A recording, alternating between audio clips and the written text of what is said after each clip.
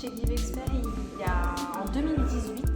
En réalité, au départ, on avait développé notre propre formulaire de don qu'on avait plugué directement avec notre API de paiement.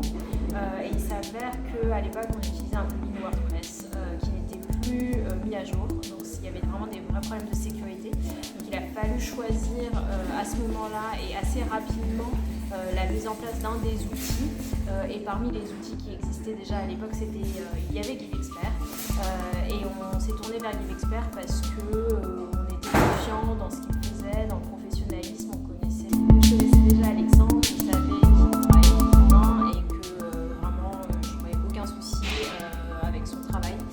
Donc quand il a fallu changer très rapidement et prendre une décision, honnêtement, en quelques jours, on s'est directement lancé sur GiveExpert et on le regrette absolument. Alors, GiveExpert aujourd'hui, bien évidemment, c'est notre formulaire de don, principalement. Alors, notre formulaire de don et tous les formulaires de don qu'on a pu développer depuis.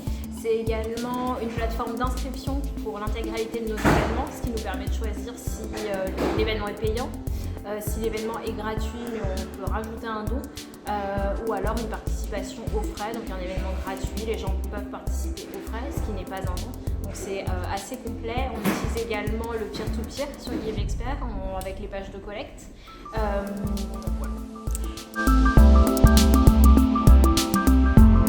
Alors je recommanderais GiveExpert parce que c'est très simple d'utilisation. Honnêtement, on n'a même pas, nous au sein de la Fondation Alzheimer, on n'a pas de développeur. Donc on peut vraiment la prendre en main.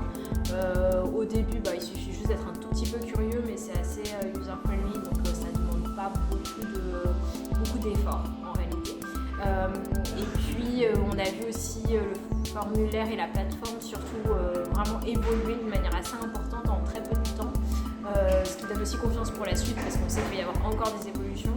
Donc ça c'est aussi très intéressant. On n'est pas encore, nous on avait développé des choses, je pense qu'on a utilisé vraiment 2% du potentiel qui existe. Merci Catherine.